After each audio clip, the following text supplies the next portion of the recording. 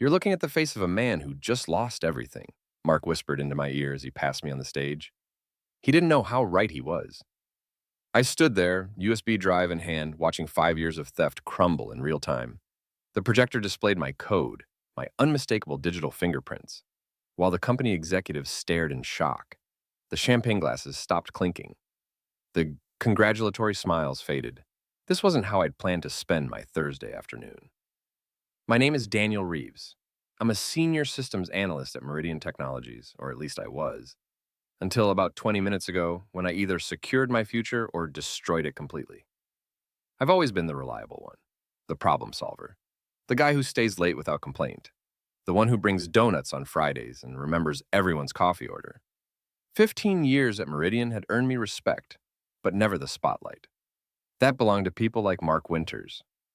Mark joined our department 5 years ago. Handsome, charismatic, MBA from Wharton, the kind of guy who remembers your kids' names and your wife's birthday, the kind who makes the right jokes at company parties and golfs with the CFO on weekends. We worked well together at first. I had the technical skills, he had the presentation polish. A perfect partnership. Until the Hyperion project.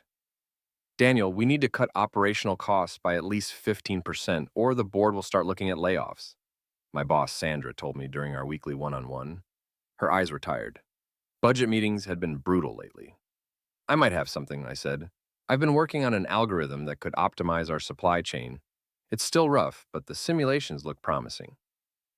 Sandra leaned forward. How promising? Maybe 20-25 efficiency improvement. But I need time to test it properly. You have 6 weeks. If it works, this could save us all. I nodded, already mapping out the work in my head. I didn't go home that night, or many nights after. The Hyperion project consumed me. I coded during lunch breaks. I dreamed in algorithms. My wife started leaving dinner in the fridge with post-it notes. Remember me, the woman you married? Mark noticed my obsession. He started dropping by my desk more often. Looking good, Danny boy, he'd say, peering over my shoulder. Mind if I take a look at what you've got so far? Maybe I can help streamline the business logic? I shared my progress. Why wouldn't I? We were on the same team, working toward the same goal. Or so I thought. Week 5, the algorithm was working, not just working, excelling. The test simulation showed a 27% reduction in operational costs. Millions in savings. I couldn't wait to show Sandra. That's when everything changed. I walked into the conference room for our department meeting, coffee in hand, exhausted but triumphant. Sandra was beaming. Mark just showed me the preliminary results from Hyperion. This is extraordinary work. Mark stood at the front of the room, my code displayed on the projector. My code. My sleepless nights. My missed dinners. Thanks, Sandra, he said smoothly. It's been an intense few weeks, but I think we've cracked it. I froze, coffee halfway to my lips. We? The executive team wants a full presentation tomorrow, Sandra continued. Mark, you'll lead, of course. This could be huge for all of us. I couldn't breathe. I opened my mouth to speak, but nothing came out. Mark caught my eye across the room and gave me the slightest headshake. A warning. The meeting continued around me while my mind raced. Had I misunderstood? Had Mark contributed more than I realized? Was I being paranoid? After the meeting, I cornered him in the hallway. What just happened in there? I demanded. Mark smiled, all teeth. Team effort, Daniel. That's how business works. Team effort? I wrote every line of that code. He placed a hand on my shoulder, heavy, proprietary.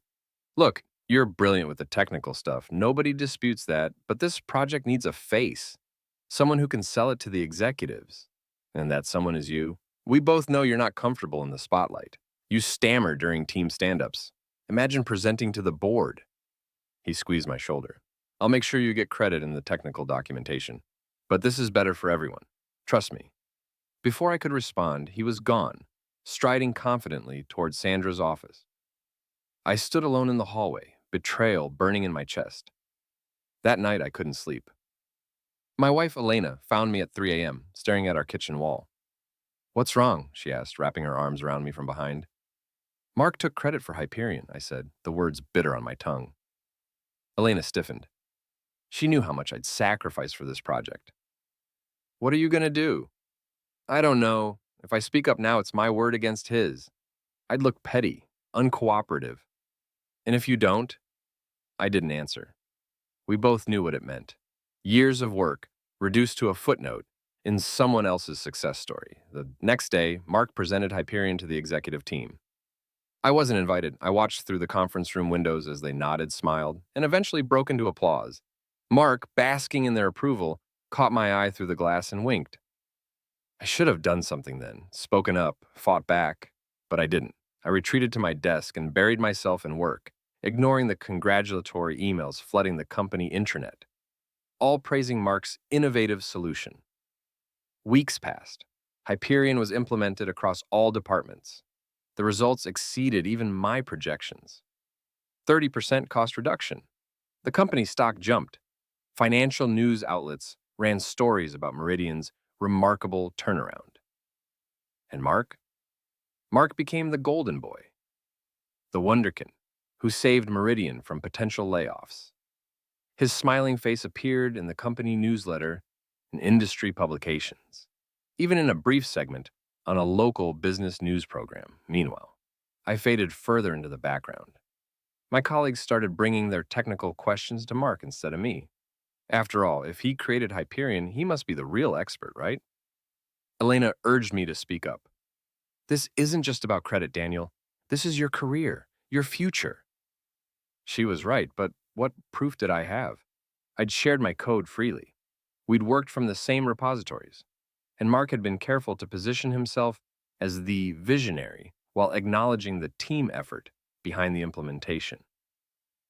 Then came the email that broke me. Congratulations to Mark Winters on his promotion to Chief Innovation Officer. Join us Friday at 3 p.m. in the main auditorium to celebrate this well-deserved recognition of Mark's contributions to Meridian's recent success. Chief Innovation Officer, a new position created specifically for him based on my work. I closed my laptop slowly, and something inside me shifted.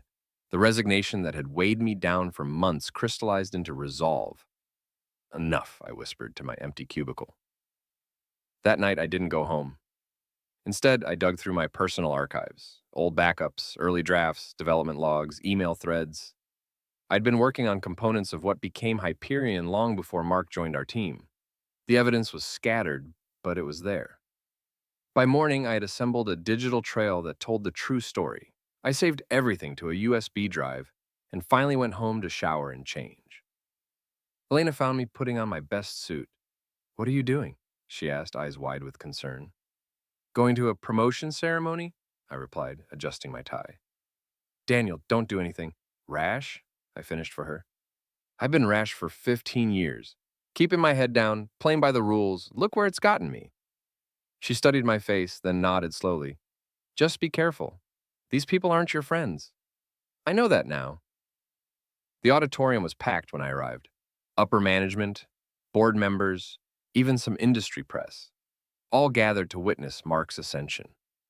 I took a seat in the back row, USB drive heavy in my pocket. My heart pounded so loudly, I was sure everyone could hear it. What I was about to do would change everything. There would be no going back. Our CEO, Richard Tanner, took the stage first. "Today marks an exciting new chapter for Meridian Technologies," he began. "In the past year, we've seen unprecedented growth, largely due to innovations spearheaded by the man we're honoring today."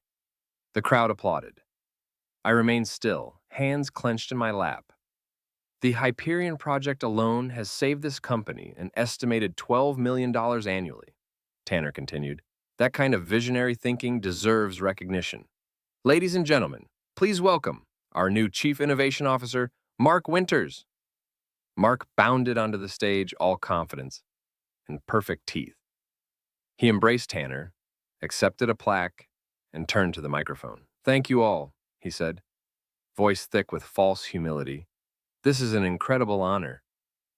The Hyperion project was truly a labor of love." As he spoke, I stood and made my way to the side of the stage where the AV technician controlled the presentation. The young man looked at me quizzically. I have the updated slides, I whispered, holding up my USB drive. Mr. Winters wanted these instead. The tech hesitated, then nodded. He was used to last-minute executive changes. He took my drive and plugged it in. I returned to my seat, heart racing.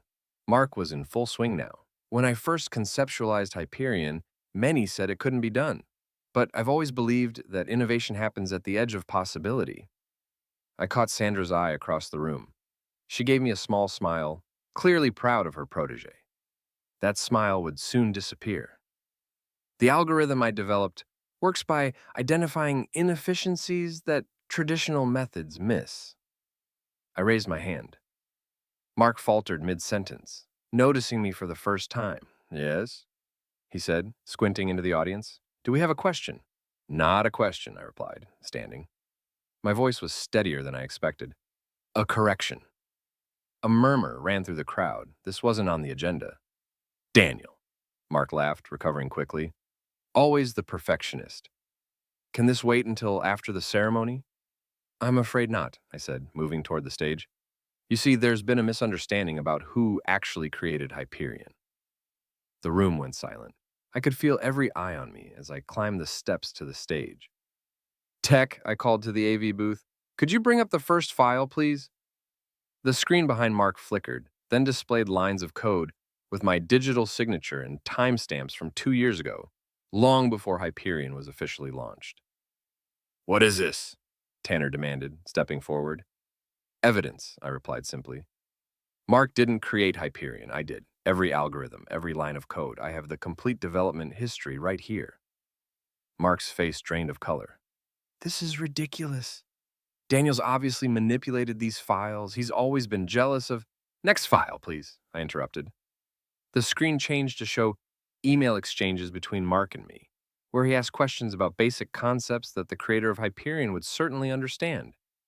And the video, I said. The final piece.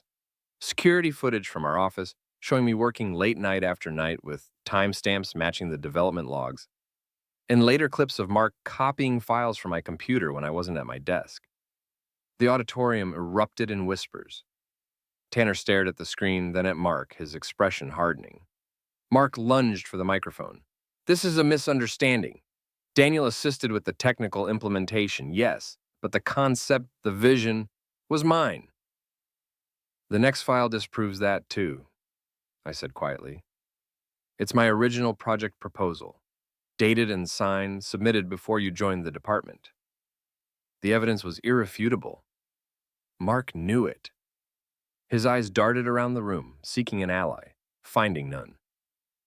You're looking at the face of a man who just lost everything, Mark whispered into my ear as he passed me on the stage. He didn't know how right he was. I stood there, USB drive in hand, watching 5 years of theft crumble in real time. The projector displayed my code, my unmistakable digital fingerprints, while the company executives stared in shock. The champagne glasses stopped clinking. The congratulatory smiles faded. Tanner cleared his throat. I think we need to adjourn this ceremony and continue this discussion in private. Mr. Reeves, Mr. Winters, my office, now. As we left the auditorium, Sandra caught up with me. Daniel? I had no idea, she said, her face ashen. Why didn't you say something sooner? I looked at her directly. Would you have believed me? She had no answer. The meeting in Tanner's office was brief and brutal. Mark tried denial, then anger, then bargaining. None worked. The evidence was too clear. You're terminated effective immediately, Tanner told him. Security will escort you to clear your desk. Mark glared at me with pure hatred. You've made an enemy today, he hissed. No, I replied calmly. You did that yourself 5 years ago. After Mark was escorted out, Tanner turned to me. You should have come forward sooner. Yes, sir, I should have. He studied me for a long moment. The Chief Innovation Officer position is still open. It should go to the person who actually innovated. I blinked in surprise, sir. Unless you'd prefer to remain a systems analyst. No, sir. I mean, yes, I'd be honored to accept the position. Tanner nodded. Good. We'll announce it tomorrow. And Daniel? In my company, we reward honesty and hard work, not theft and deception. Remember that. I will, sir. As I left Tanner's office, My phone buzzed with a text from Elena. Well? I smiled and replied, coming home with news? Good news. The next day, I returned to a different Meridian. Colleagues who had barely acknowledged me for months now stopped by my desk with congratulations and coffee. Sandra apologized profusely. Even Tanner made a point of introducing me to board members as the real genius behind Hyperion. My new office, Mark's old office, felt strange at first. Too big, too visible. But as I unpacked my things, I realized something had changed within me too. The spotlight I'd avoided for so long didn't seem so frightening anymore. A week later, I received an email from a tech startup across town. They'd hired Mark as a consultant. The message contained only a screenshot of his company profile, where he claimed to have spearheaded revolutionary efficiency algorithms at Meridian Technologies. I forwarded it to Tanner with a simple note, FYI. His reply came minutes later. Already addressed. Their CEO is a friend. Mark won't be claiming credit for your work anywhere in this industry again. 6 months into my new role, Hyperion 2.0 launched. My name was on the press release. My face was in the company newsletter. At the launch party, I gave a presentation to the entire company, without stammering once. Elena squeezed my hand as we left the building that evening. Proud of you, she said simply. For the promotion, I asked. For finally standing up for yourself. For showing our kids what integrity looks like. As we walked to the car, my phone buzzed with an email notification. A job offer for Mark had been rescinded after background checks revealed his history at Meridian. The industry was smaller than he'd realized. I deleted the email without responding. His story wasn't mine anymore. Mine was just beginning.